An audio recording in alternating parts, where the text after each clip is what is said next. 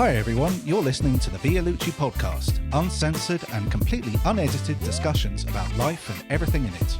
We hope you enjoy the show. Hello, we are here. Hello that's everyone. Annoy me. Can you just throw that? Oh no, just bung it on the thing. That's it. Because I didn't know if it was in camera shot or not. It's not, it's fine. Anyway, hello. hello. Hi. Yeah. Guys. So, well, Charles, you're here. I haven't seen you for a while. Yes, I'm out and about. Yeah, you've been about. You didn't disappear anywhere. No. You said you're not feeling too well today, Yeah. but you made it in. No I matter did. What. It's been a rough few days. Good. Yeah, I'll tell you what. Louis, who does our production stuff, he drilled most of the things in here. I was in Mill Hill and I had to meet him here. I shouldn't have said where. I was in North London and I had to meet him here to do some stuff at night. And he phoned me. It's how sweet he is. He said the motorbike's broken down on the side of the road. And I said, look, okay, forget it. I've got to come in a minute. Just sort yourself out. Don't get stressed. So I'm here and I pull up here and then he pulls up in his bike. And I said, what have you done? He said, I just fixed it. I didn't want to leave it. So I've managed to get it here. I was like, Jesus, you should have just sorted yourself out because now he's got to think about fixing the bike after having come in to do the work. And he wasn't getting paid. God. I said, so he still struggled to get here on his broken bike. He said, I was filling up with water and then filling up with and I thought. Driving along, just filling it up with water. Yeah. I'm glad. But those sort of things you remember about people, do you know what I mean? He's like, that's not a little thing. Like, yeah, that's natural. Should we introduce our Yeah. So, Jesus. Hello. You, how'd you say your full name? Jesus Agudo. Oh, how do you allow English people to pronounce your surname? How much latitude are you allowing? Agudo. Is that Agudo, okay. Yeah, they just did it right, actually. Oh, there you go. Agudo. So where's that from? That's Spanish? I'm a Spanish, yeah. Oh, okay. Why? How long have you been in London? For 5 years now. Oh, 5 years. Yes. How do you describe yourself? Because it's like a digital creator and Instagrammer, or Yes. So I'm a content creator and I run a small branding firm here in London. And at some point when I moved here, I decided to go brave, set up my own firm, be an entrepreneur. And your company is your website, or is there a company name? Blessings. Oh, Blessings. Yes, okay. that is the name of my company. My background is in advertising, and when I was in the advertising agency, I was just like, I really want to have my own agency, and I want to make it for good, and I want to do good stuff. And I said, well, the best thing can happen to you is a blessing, yeah? Yeah. Best thing you can give or receive. So, and that's why I decided, just to go with blessing. But has the company got its own website, or is it all through your named website? No, it's my web blessings.global. Okay, because I only saw your name, the website, your name. Jesus. Well, the thing is, I have my own brand as well. I do my own blog, and I have a lifestyle blog. I've been doing it since I moved to London, basically 5 years as well. Okay. So, and finally, after 5 years, things are pretty much aligning into one. Yeah. So There's always a messy period that you got before things start to click into You place. gotta figure it out. Because it's never. I was saying to somebody the other day, whenever you're starting something, you have to leave a lot of room if it's not going to be perfect. Whatever you think it is right now, you're going to get knocked that way, knocked that way. As long as you've got a general idea of where you're trying to get, it will click into place, but you just got to keep going. Things happen. You meet people, things make sense. Yes. I saw on your, we was talking about before the show where I went out, I saw on your Instagram page, St. James's Bar. Yeah, I love What's this the other place. word for it? Sophie, S-O-P. Sophie. It's St. James's Bar, but there's another thing. Because when I was booking it, it's another name. Wait, the Sophie Hotel. So that's it. Okay, it is a really big hotel. It's actually in Mayfair, and I love the bar. It's one of my favorite places here in London, and that's actually what my blog is about. I saw that. I have a lifestyle blog, and I review and talk about the best places to go in London. Yeah, so because that was recently you'd been there, I think. Yeah, that was the other day. That's where I went. Yeah. Thank you so much. Yeah, so I can. A little bit expensive. It is. But you get what you pay it's for. It's really good, man. I mean, it has a bloody, like a 6-foot frame on the top. Yeah. And the decoration is amazing. It's a stunning place. It was very dark. Yes, it is very And I was trying to be I like dark polite. places. I like dingy places. That's where I thrive. I was stuck in a sort of polite moral quandary of like, okay, it's very dark in here for 6 o'clock. Oh, shoot. And I couldn't see the thing. Yeah. And I thought it's going to be impolite if I get my phone out. Yeah. That's really rude. To get the light out with the phone, that's very... And I thought, but I can't see what this says. It's kind of part of the vibe, And I think all the lights are you have to figure it out. No, but I noticed that as well of the place. I did say to the guy, because they had something called a passport Yeah, passport. drinks. Yeah, that's amazing. But I said to the guy, "What's the passport thing?" He said, "Oh, that's their brand of drinks." I don't think they do it anymore, do they? It was Yeah, I don't think that. I don't at the moment, but they do all the time. It was a menu called the passport where they had something from different countries, All drinks. around the world. But I said to him, the guy, I said, "You can't. All you've got is a picture of a passport." I thought it was a COVID thing, and he said, "Yeah, it wasn't great." I said, "Yeah, it didn't. You should have had drinks." It's aged. It probably aged poorly. Yeah. You know what I mean? It means something a bit different now. You're right, yeah. But yeah, there was what have you? They had a coffee martini. Oh gosh. That I'd never heard. That is quite interesting. It's a small drink. Yeah, the mixologist. I met the head mixologist a couple of times. I've been there, and they're great. Yeah. Staff there is like really, really qualified. Yeah, and they yeah. can make drinks from like any type. As I said, it's such a shame that probably they'll do it again. The passport cocktail. But they do enough there. There's variations of everything in there. Like, it was really good, and the drinks. That actually, yeah. Funny enough, when they have behind all the bars, and then on the left they have like a very, very exclusive one, and it's one of the only bars that I think they have Louis XVI, which is a very exclusive cognac. Oh, it's a drink, yeah. Yeah. Louis the 16th. That sounds pricey. It has like 100-year creation. And I actually know the brand manager here in the UK, and they're very selective on the places they actually serve it. Right. So that place is top notch. So it wasn't a one-off time when you went there. You weren't just reviewing it. I went a couple of times. I think the first time I went to, it was a press review, and the next time I just went by myself. Oh, okay. When was the first time you went there? Before the COVID. Before Oh, COVID. right. So, yeah. Actually, can we St. James we'll give them a shout out. Yeah, put them in. I They're might really have to cool. go there again. Yeah, I might have to go there again. It's the things that changed a lot, obviously. As you can imagine, in 2019, I was all over the place, and my blog was thriving, and I pretty much built my brand into a lifestyle.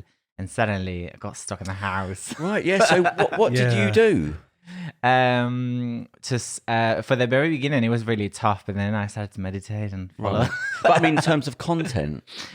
So over the years, I've built such a good relationship with many brands and PR agencies. So I was able, to get a few campaigns of a product, but it's up to a point that I can do things at home. Okay. So yes, I got a few campaigns, and I kind of build the momentum over there, but.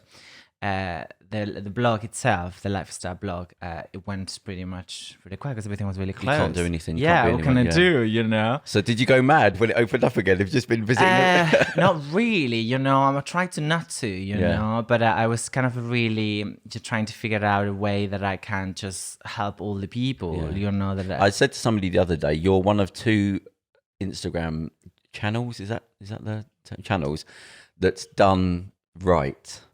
And I don't know anything, but just from a cold look, I thought, as I said to the other person, I'd say it against yours, it's a very elegant, and it does what it's supposed to do, and it's not, when somebody just throws stuff out, and it doesn't look like that. It looks like you hold stuff back and put stuff in that's when it looks good and it's right, you put it in. Thank you, man. I think that is the key, mate, to really, do anything right. Yeah. And I think that's probably why my brand has been growing so much and so fast over the past few years. I actually genuinely care. Yeah, that's it. I'm a photographer myself. Oh, so right, yeah, okay. I loved making content. And but who's taking your photographs when I'm seeing like full length things? And sometimes I collaborate with people. Sometimes it's just my friend that's with me. Hey, listen, okay. I've got a very easy DSLR. Well, they do some good work. Yeah. So, Amazing, and I, as a photographer myself, I'm always happy to help out, just like, hey, can you do this, but yeah, man, it's just quality, and maybe as you said, there's a lot of people that just throw stuff out there, but I'm much the type of guy that is just quality. Yeah. I can squander it. Bunging stuff out for the sake of it.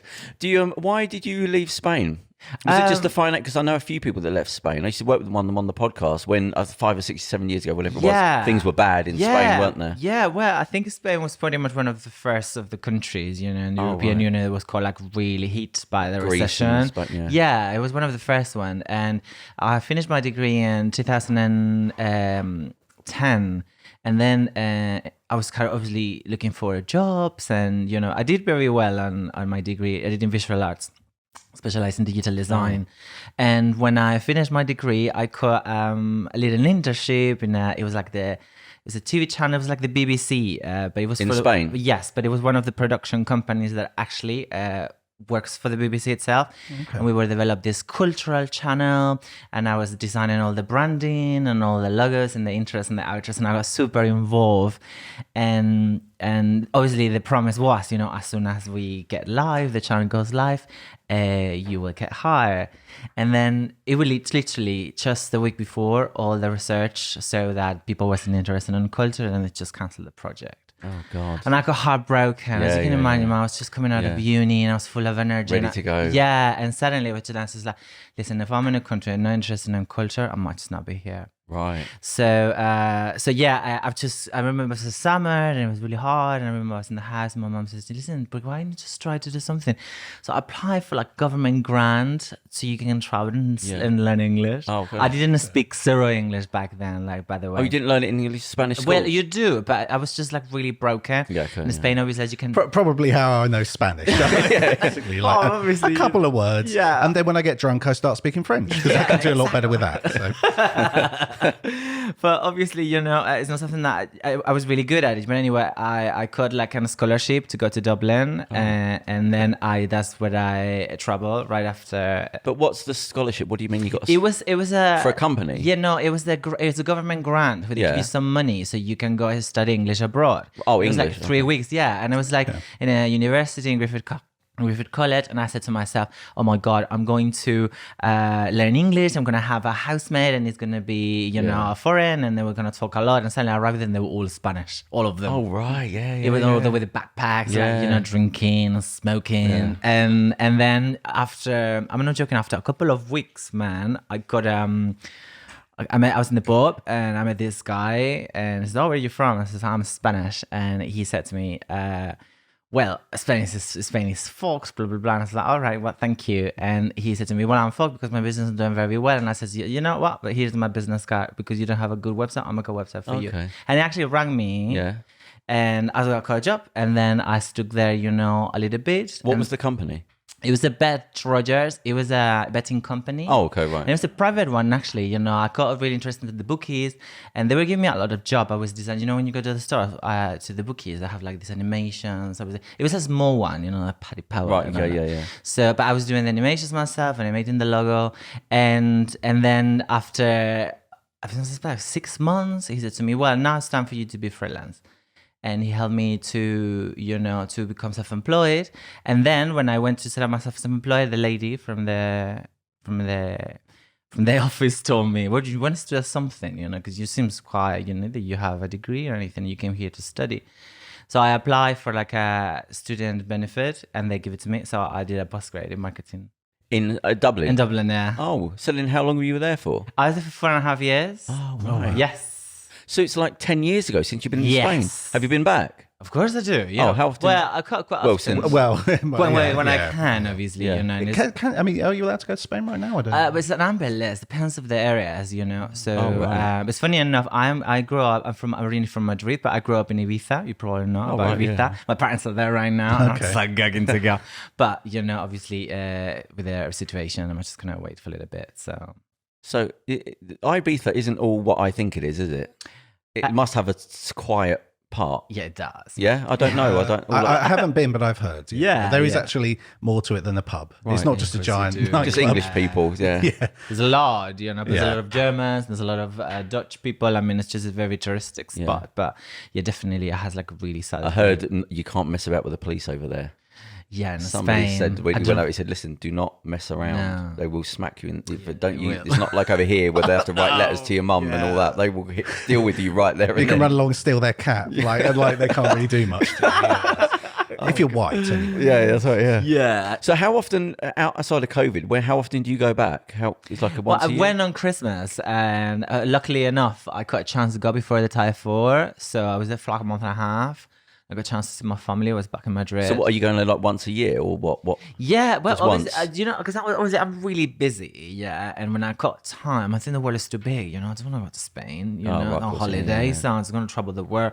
So, but when I got a chance to travel, I much prefer to go abroad. For like a week or a weekend, you know. I prefer just to go overseas. So where have you been? All over. all over. But I didn't Everywhere, just everywhere. I didn't see a lot on your Instagram channels in different countries. Did I? Yes, but you have to scroll down. Post. Okay. But yeah, in 2019, actually, things did very well. I got a press trip to Singapore. Oh. And I discovered a lot of Southeast Asia, which I've never been there before, so it's a bit of a highlight. And after that, it was a sponsored trip by an influencer agency, and they an influencer agency. Yes, it was a press trip. Oh. Yeah. And they were promoting all the Singapore dining scene, and so it just flew me over there. So how does an influencer agency work? It's like an acting agency. Yeah, exactly the same. Oh, but okay. I have influencers. Right. I think. But what do you get? What do they do for you? They send you on trips? Or... Yes, and they spoke, because obviously I specialize in fine dining and high-end restaurants, So they wanted to show me and showcase to the world of my audience all the finest restaurants in Singapore. Oh, okay, right. And I suppose they get something for the... Yeah, I do all the content. Obviously, I mean, it's a lot of people has a lot of misconception about being an influencer. I mean, we're just media people, basically, I mean, it's old-fashioned journalists write for a newspaper, but we have our own audiences, we make content for them, basically. So why have you stuck around so long in England specifically? Have you got any plans to sort of go to America and do 5 years there? Or I don't know. We'll see. Maybe there's an influencer agency. Actually, funny enough, I got a really good opportunity to travel to Singapore, and they really wanted me for a little bit longer, and they wanted to just meet a few people, etc., etc. But I'm okay here. I like London. I love the UK. Well, we're still coming out the chaos, aren't we? Really, we're just getting time to everything think. is a chaos all the time. It doesn't really matter where. I don't know. I love, how cosmopolitan and edgy London is. And I'm so close to home. If something happened, I can catch a flight today. Right, Just good not, But you know what I mean? So what's your favourite stuff to review? Is it restaurants? Is it... experiences, yeah. So like what? Well, I don't know, one-of-a-kind experience to do, or like let's just say something, like this specific restaurant or place is doing this activation. A spa or that? Oh, okay. Well, as well, I think, in terms of lifestyle and experiences, is really, really broad. Yeah. It's, experiences about the way that you feel. Right, yeah. And I think you can get that, through a night in a restaurant. Yeah. You can get that in a weekend away in a countryside. So, but I don't know.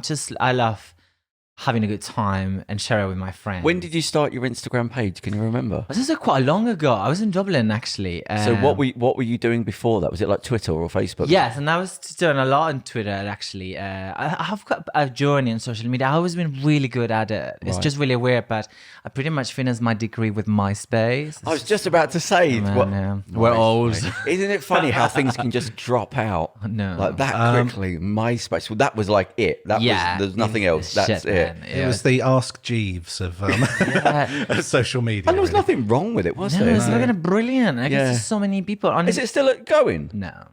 There's no MySpace.com? I don't know, actually. I'll have to Google. Can you Google MySpace? I thought I saw a page of it something. I think I Googled Is it a joke page? Something. I think I Googled Do you remember this guy? It's called Tom. He was like the founder and always had you as a friend. It's still a thing? Yeah. God. I think it's like flares. I think it can come back as being trendy that you're back on it again. Let's make it happen. I would love to. We get Start the MySpace revolution. Yeah, we're all in there. Some hipster movement where everyone just goes back on MySpace. Like, ironically. I mean, weird stuff happened. There's nothing wrong with it. Honestly, it's like flip phones. Remember they had like a thing with flip phones recently where everyone got them. Yeah, because everyone just liked that because they were cool. Yeah. Do you remember one that used to flick down? The Matrix one used to. I had one. Great. They were great. The two. I had one that had a button. You just press it and you just go. Oh, electric. Nice. So cool. Yeah, it's a rubbish phone, terrible phone. The battery ended up screwing up and ended up overheating. Swelling up and because eventually I could only use it plugged in. Right. Oh no, I know. And it was just constantly dying even when it was plugged in. And then I took the back out, and then had a look at the battery, and the battery was just like enormous. Oh no, so glowing. Yeah, it was a Samsung as well, so it was really dangerous. Yeah, God. Yeah, so that's how all all started, man. I started at MySpace. It was just us finished, and there was something very powerful about changing the background. Yeah. And I remember back then I was just posting music about Lady Gaga and whatever I wanted. But suddenly a lot of people started to follow me, and when I moved to Dublin, I got really hooked up. Well, I just started to work on the startup scenes, and I worked for a short period of time with Web Summit. You probably know Web Summit, a really big tech and startup festival. Okay. And I was on the live team, and I was like sharing tweets all the time. And I think over the 3 years, I got like thousands of followers on Twitter. And then from that one, it came Instagram. And then suddenly, because I was kind of all of them want to talk about music, the other ones talk about business startups. Yeah. Suddenly, when Instagram came along, I started to put pictures about myself. Fun fact, actually. Oh, right. Fun fact, I used to be a full-time model back in Madrid. So I kind of have these old photos of me in studios and events. And I said to you, well, let's just because on Instagram everybody was. And I started to post pictures about me. And then a lot of people started to follow me. Oh, right. And then I started to put pictures about what I was doing. And then a lot of people started to follow me. What are you on now then, other than Instagram? I think I'm pretty much everywhere. I'm trying to keep up. You know, I have a TikTok actually over the lockdown. Oh, you didn't know? Oh. No, man. Yeah. And if you want to know somebody, like their person, you've got to go TikTok. That's just like raw. This is me at my most. This is me. Like you've known me for 10 years. This is me with my flip flops on, acting silly. Everything else is a show. TikTok seems to be where people are getting in the most trouble right now as well. It's always who's getting the most heat. It used to be Twitter. It used to be Facebook. And then it was Twitter, and then it seems to be like TikTok. Who owns TikTok? These opened by like a bigger company? Yeah, the Chinese group. Yeah.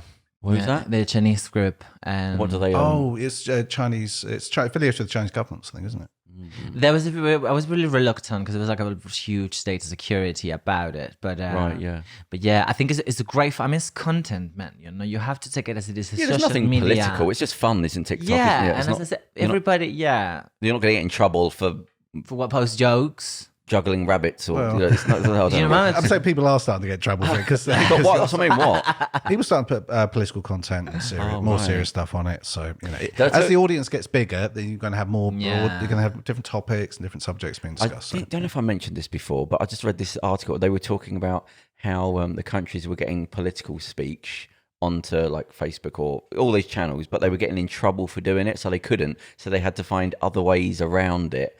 So you know, they have people that play games. I don't know what you call them. Twitch or whatever. Yeah, you watch live stream. You watch people playing games. Yeah. You could watch these videos. They were paying them, getting in contact with them, saying, "Look, do your thing, play your computer games, but can you just sort of talk about this through the game?"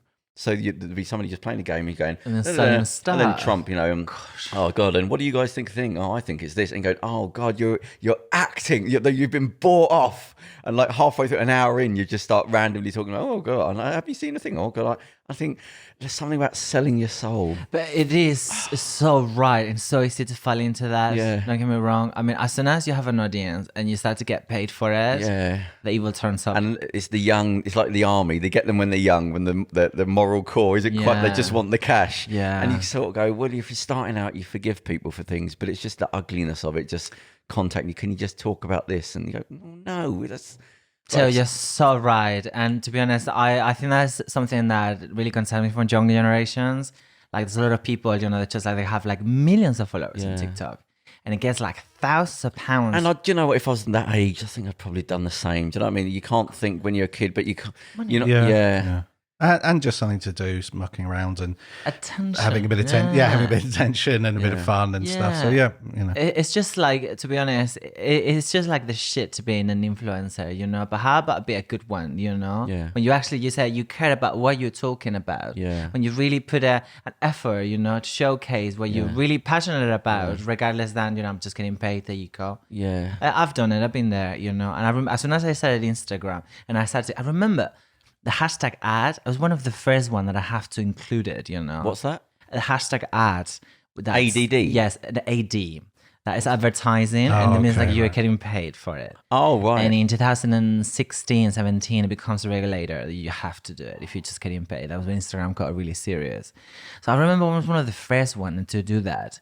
And I was a chance to like, hey, here is this phone app. Hey, this is this biscuits. Hey, this is this toothpaste. I think I can open a watch shop if I want to. Right, or yeah. shoes, and Oh, it's just right. and there's a lot of money, man. You Yeah, know, I so can imagine. I got really overwhelmed with all that, you know, and all the lovely community that I built. Yeah. You know, suddenly I started messaging me saying, you know what, that's not cool. You know? Yeah. That shopping channel, Jesus shopping channel. I was like, no, I don't want that. Yeah. So and I've become really selective about what my brand is about, and it's true. It's about experiences. You know, I really want to have a good time, share with my friends, and I want them to have a good time. Yeah, because they're not following a show; they're following your version of what's good and bad. So you have to make money. So you got to think of, look, I'm trying to give you content, but I'll try and give you content that I believe in to a degree. You know, I at least agree with these things. But it's I don't care. I'll just here's a tin of beans sort of thing. Yeah, and then it's just because the more that you do this, the more followers you got, man. Yeah. You know, and the more stuff that you put out there, the more you will receive. You know, suddenly there's a lot of people that just like posting. It's just ridiculous. That biscuit, and there's this guy, you know, with like 1 million followers. You know, been a back of Chris. It's just, Yeah. you know. So I found that a bit unauthentic, you know. So I tried to stay away of that, and I lost a lot of followers and a lot of business, you know, because not doing that. But I much prefer to. Is there what's a new? We got Instagram. That's the main one. Is there something coming up that's new and? TikTok is breaking in, TikTok, man. yeah. To be honest, I think, you know, everything is towards that. Everything is very snappy.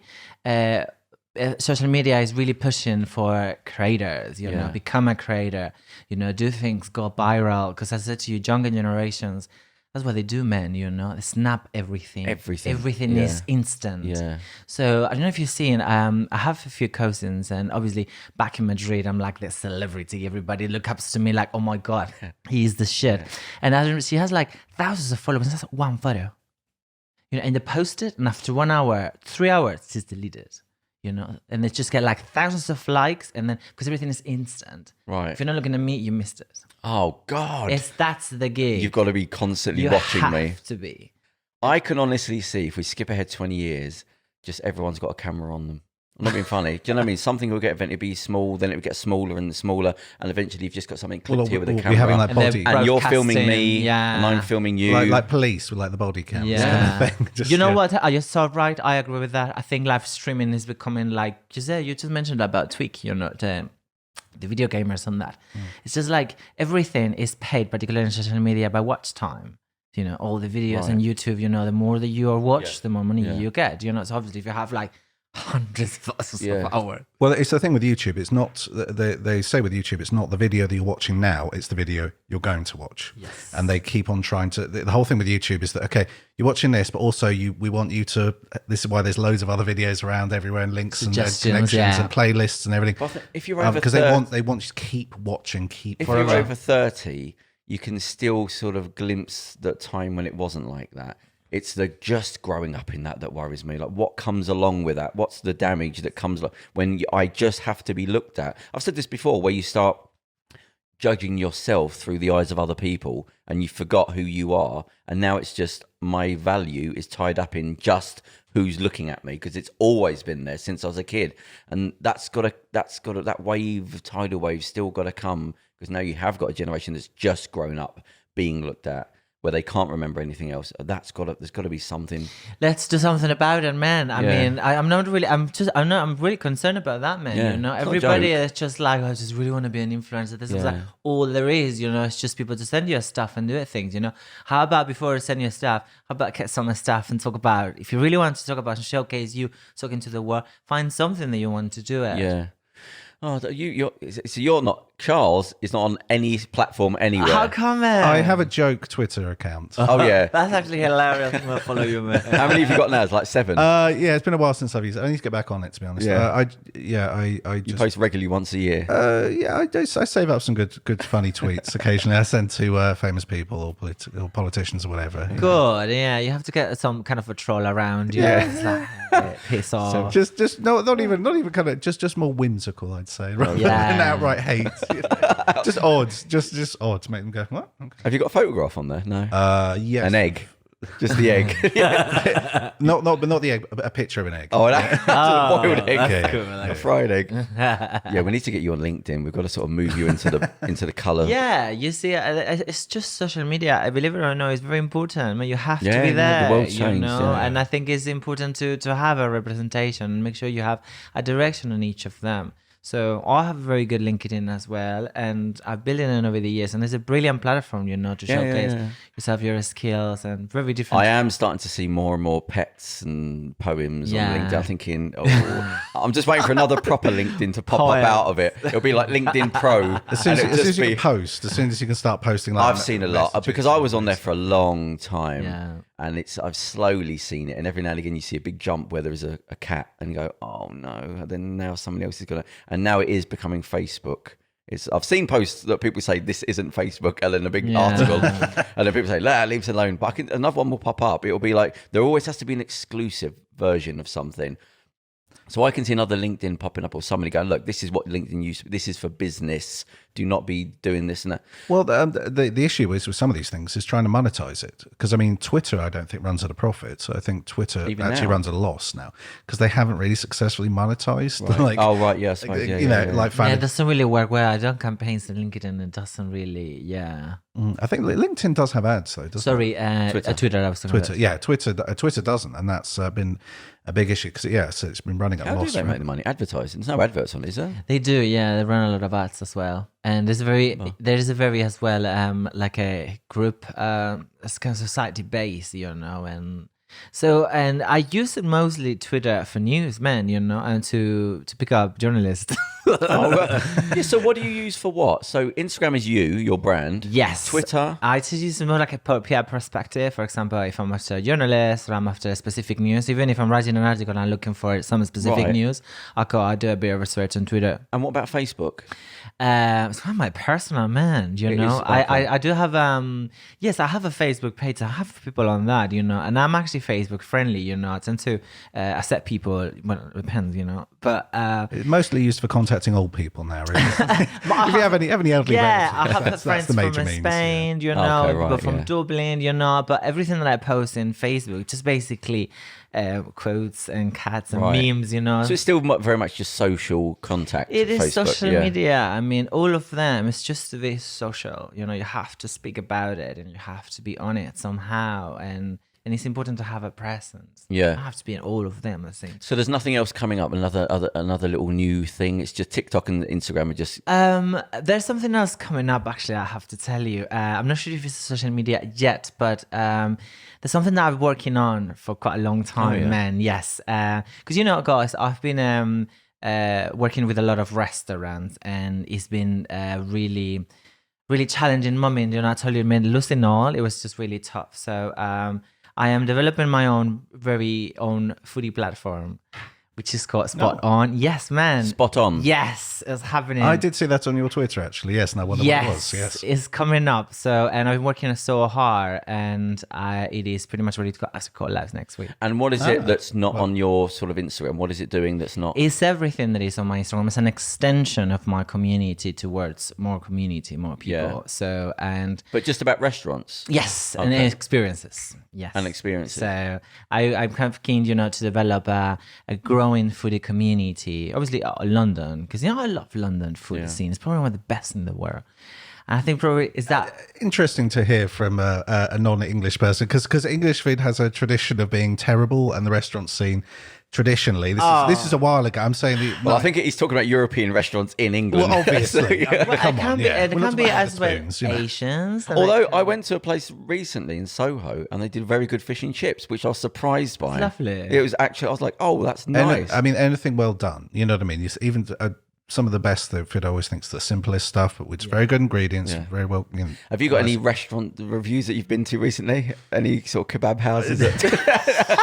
Anyone you want to give a shout out to? Turkish? I've been working my way through the burrito places. I can okay. find. That's brilliant. And I love a bit of Mexican food. Yeah. And it doesn't love me so much. Right. But, The Taco Bell. it doesn't stop me. So. In the Lakeside Thurrock, there's a Taco Bell there. So I went in there. Yeah. I didn't know they were owned by KFC, Taco Bell. Really? Okay. Yeah. They serve beer in some of them. really, I didn't know that too. Wow. Yeah, it's quite They do. It's it's cheaper than I thought, and it's quite filling food. It's like McDonald's. It's like McDonald's. Oh, don't ruin it. It's like McDonald's. It's like Mexican food. It's just like, okay, yeah, it's all right. It's really heavy, and we just always put a lot of beans Yeah. and meat. So What's your favorite? What's in your favorite list of cuisines in terms of countries and? I do have a favorite cuisine, and it's Mediterranean. I'm just gonna leave it there because it's very hard for me to choose. I love Italian, I love Greek food, Spanish, French, I love Turkish food as well. Even Egyptian, man. I don't know. There's something about the spaces, the mixing of different cuisines on the same plate, in fruits, and maybe because all of us kind of share the same kind of olive oils, and there's something kind of common all about them. Yeah. So if I have to choose a cuisine, it's definitely Mediterranean. Yeah. But I love Asian foods. I love as well. And funny enough, you mentioned about English food being horrible. I don't think so. No. I think it's very well. It has its own charm, and everything is cooked. But can you think of a place that does what you think of as English food? Yes, I do. I know several actually, and I actually love that the tech in this. There's this trend happening that's called traditional English with a modern twist. Oh, right. So you end up having this kind of a little roast, with a mix of veggies happening, but it's really nice and petite. But you end up getting as a Sunday roast. They all know basically, What was it called? English mod. It's a traditional English with a modern twist. Yeah. I'm hungry. As he was talking, I was thinking, I'm hungry. Get some food. No, but and it's true, man. There's something very traditional. For example, the stew is something that is very traditional from here as well. The fish and chips, believe it or not, I think not even. I mean, it's people sound like fish and chips. Let's do it. But I mean, it's the way it's made, the batter. I've been in fish and chip places. They're like literally masters making the batter and choosing the right cuts. Different types of oils, that they nut oils and things that they did. Everything made of that makes their own flavor. So, but the thing I like about London, and not just the UK, London specifically, because it's such a multicultural blast that has everything. Yeah. So it's not about European restaurants in here. European restaurants in here tastes on his own. Yeah. It doesn't mean Indian food tastes here on his own. So, and I've traveled quite a bit, and I can tell you there's just like a huge hot pot. Do you cook yourself? I do. You do? Like, what do you tend to cook? I try to keep it really simple these days. Spanish, you still... Well, healthy. Okay, right. Yeah, Spanish, yeah. So I cook very well tortilla, by the way. Okay. I must cook one. But yeah, that's kind of my signature Spanish. Let's just say that. But I love cooking some kind of stir fries. Make them on my own. I love to cook in fish. I love to cook in a lot of pasta. I make lovely lasagna. So yeah. Whereabouts in London do you live? What area? I live in Camberwell, Brixton. Camberwell. Well, yes, I live in Lombard Junction, which is between Brixton and Camberwell. This is really odd. Have you just lived there in London? No, I've lived everywhere in here, man. I was living in a very posh place before in South Kensington. I was actually in Cromwell Road, like just across the Victoria Museum, and I had such a lovely flat, but I got sold, so I have to go. So the place we were recording previously was in South Kensington, just off of Sloane Square. Oh right. And recently, did I tell you this? It got flooded. The basements. Sure. Oh, what recently as well? Yeah, like and last oh my week, god. Not with water. It was all sewage. And there's people that live in them. It's not all offices, it's basements. So the guy was like, I'm done. He said, we have to get like chemical cleaners in here. He said it's going to cost like 50 grand. And he said, look, I said, like, I feel really bad for you. Because he said, look, we can't use them. You can't do this. He said, but he was saying, and he sounded a bit depressed because he's had it for a long time. He said, but there's like single mothers like living in here, and that's chemical waste. That's because the basement has just gone in. And I Googled it, and it's a big problem in London for basement flats, because what's happened now is, because of all the weather and things are changing, they're not people aren't talking about it. But what's happening? There's a certain give in the ground for like swelling of water and things like that, just generally across London. But because of so much building everywhere, when it does swell up, there's nowhere for the water to go in the new builds. So it's filtering into like the older build, like the basement flats and things. So people in there, they had sewage coming up through the floor. And you can't just drain that out. That means the whole thing has to be cleaned out. So they've knocked that on the head down. That's gone now. Oh, that's a shame. Yeah, it's terrible because he sounded really. I feel bad for him. It's a good, really good location. As But well. it's just it was the best that's thing. just human beings Yeah. just saying, look, we want to impose ourselves on the land, and you have to bend around us, and the land going, no, we're gonna do what I want. But I felt so now whenever I hear basement flats are in London, there was a guy on an article. He said he saw 10 feet water coming up through the out of a pipe. And he got out to take photographs until somebody said, no, get back, it's not water, that's sewage. So he had to get back on the bus. So it's like, nobody's talking about it, but London's really struggling with like the water thing. Well, I'm now. very happy I live in the first floor. Yeah. But it's a nice area, South Kensington. It's very, very nice. I love it. But I think one of the things I'm more lost about living in the different places, because I live in around quite a few, it's just how different London is. Yeah, Pretty amazing, man. You seem to live in general a couple of trains and you're somewhere else. Completely, man. I tell A couple you. of streets sometimes. Yeah. Literally, you go down a different street and you're like, oh, right. Well, No, I love it. And I think where I live now, it's really cool. It's very multicultural. Yeah. And even, when I was living in South Kensington, it was fabulous. But you think it can get any better than that. But I think now, where I am, it's kind of more fun. Right, yeah. There's a lot more going on. You go outside. more lively, isn't it? Camberwell, Yeah, especially. it is. I remember hanging out there a few times. Oh my God. How many places have you lived in London? Just like one, really. Because you just go back to Reading, don't you? I'm in Reading right now. Yeah, so where were you in London? What's it? Streatham.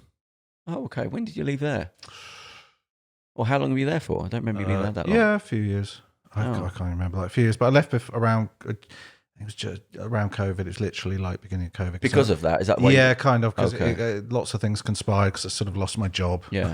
At the end of it, because I was working hospitality and that Man. went. And then and then basically the guy who owned the flat came back and then wanted to More move rent. in. Yeah, no, wanted to move in. Oh, right. So it's just like, okay, great.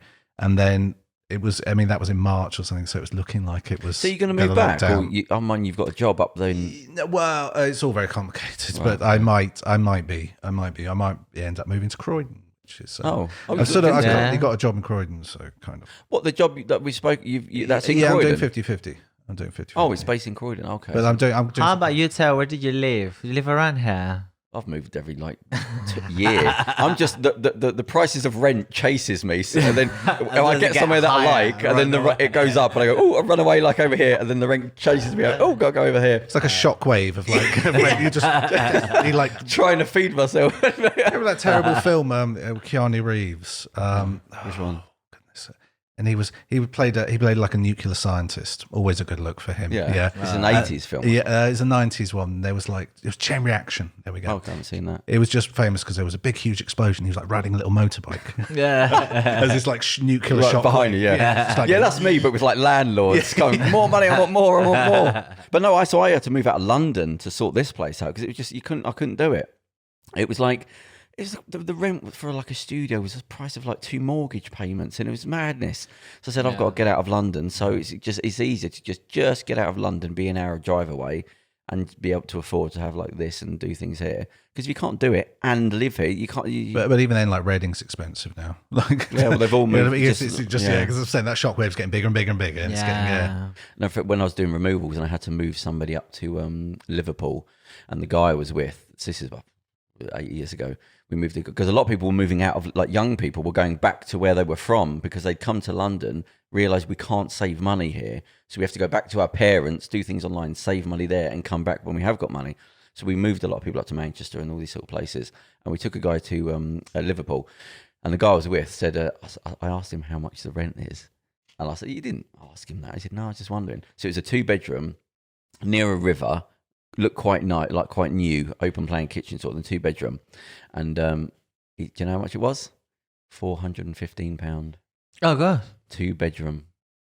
I was like, wow, like that's, you don't realise growing up, you get, because the rent's gone up slowly for so long, consistently, you forget. It's like the old boiled frog thing. You just boil it, so you don't know you're being boiled alive, and you go, so that's not his mortgage payment, that's him renting. So somebody's paying a mortgage less than that and earning money. My mate had like a 3-bedroom house. It was in Newbury, so I mean it's not great. Yeah. But it was a nice place, it was new build, not the most liveliest place in the whole world, and that was like a 3-bedroom house, new, it's like 950 a month Yeah. or something. I'm just like, One of the places I was in, the Yeah. guy to get like live in a cupboard, like a coffin or something.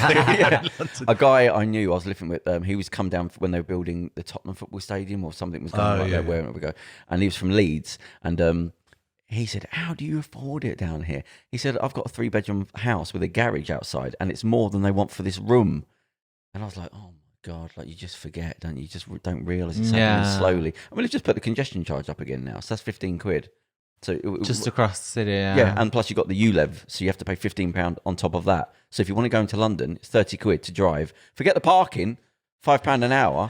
You can't. I'm running out of money already. It was £4.50 when it first started. It was just one charge, £4.50 for the congestion charge. Then it went up, then went up, then went up, and they thought, well, you've paid that, so we're going to create another one called the ULEV. So let's bung another one on. Gosh. And now it's not just in central London. I think in 2022 it's going around the whole of the North Circular. So it's going to cost you 30 quid a day just to drive to be here. It doesn't matter if you got a van, if you don't earn a lot. But it's really criminal because, as I was saying to somebody, if you're rich, you don't notice that.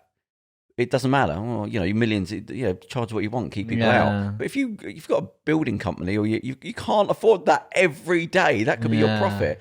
It's bloody criminal. It's ridiculous. And they say it's because of the pollution and all that. Well, the wind doesn't care about your little, it goes where it goes. You know what I mean? To be fair, I do notice the air quality.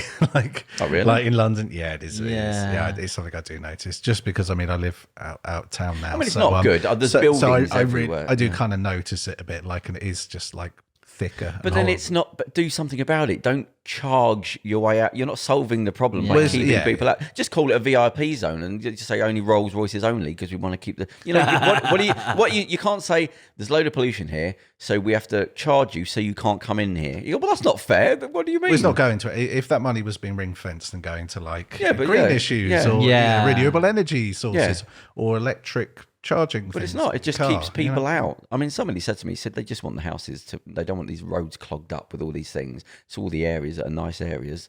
All they just want to keep all the riffraff out. So it's basically just that. It's like the old racial cleansing things, but just a financial cleansing. That's all it is. And I knew a property developer, and he said you're going to start seeing more and more gated communities popping up. I've seen a couple in London where they own the street and there's just a security guard. And you think, well, how can you do that? You can't just close off a street. Well, but they said you're going to start seeing more and more, and then they'll just start putting up gates at the end. They'll own the street, and then you can't go in there. You can't go in there. Well, it's such a shame. I mean, I think the entire world and society is tend to start to be privatizing. Yeah, and everything is starting to become just like, well, this is mine. You're not here. This belongs to me. It doesn't belong to you. But, there's still a very multicultural pot, and that's why we are all here. So I hope that doesn't change. It's up for the new generation to fight against the old guys, the old fuddy-duddies. That's the thing. I do have some confidence because I think some of the younger people have some very chill ideas on lots of stuff, on lots of issues that we've been struggling over and tripping up on. I think that on the whole, there is a sort of old guard that's holding on. Do you know, with Me Too, with the financial institutions, that was there for so long that it's so gripped on. But things are so different now with the internet. I think everything's going to slowly erode. Things are going to completely change. Things are so different with the internet, that I think it will be a time that existed. And it is right, in particular with this new generation that we're talking about, they're aware of everything that's going on. I believe it or not, all the stuff that has happened with the last year, not just only with all the COVID pandemic, with the Black Lives Matters and all these social movement that are huge. They're creating a big awareness about what's going on. This is the first generations that are now aware of what's all been going on. They do. Okay. And I really believe everything that is very fashionable is a bit of a bubble. Yeah. It's going to a point that it's going to explode, and everything. So the most important thing is people are aware now, about plastic and pollution and recycle. And I think it's very important to have a hope for it, Well, I gave myself a glimmer of hope. I can feel the warmth of freedom on my face once more. I think with the young people, I think there is. I think it's I think there is some hope there. And so I'll end on that. Is in so what are your website? What's the website? Yeah, it's got Spoton.news. It's coming up next week. Spoton.news. .news, yes. Yeah, and your named website is www. Jesus Agudo TM, and then the other one is blessings.global. I've got tons of website, man. Well, okay, go for it. Plug it. Go for it. So is the Spoton News is open now? Is there content on there? Yes, the loads. Right. We're launching on Thursday. So okay. and I'm Good luck for that. Thank you very much. We're really excited, and we'll have a little event later on in September. I'm just going to invite you over. What would that be? An event, Yeah. just for the launch. No, yeah. but I mean, what will it be? Have you planned anything specifically? Yes, we've got tons of planning actually. Okay. There is a lot down the line. The only thing is just like I just really want to make sure we launch on capacities. Right. Regardless, just putting everything out there at the same time. We're going to do it in a specific. And we're invited, are we? Of course we do, man. We'd love to have you around. Okay, right, there you go. Well, listen, thank you very much Thank for you the so show. much It's to been you fantastic. guys. And Yeah. I'm It's a pleasure talking with you. So. And there you go. We will be back next week with, I think, John Higgins. We're doing movies. Doing films. Films, yeah. So we'll see you next week. Hit it, Kerem. Excellent. Guys. Thanks, everyone. Here's your story, let's begin. The water's fine, come on, dive in. The future's here, it's right before your eyes. Step by step, you're on your way. Welcome to a brighter day. Don't you know it feels good to be alive? You could be larger than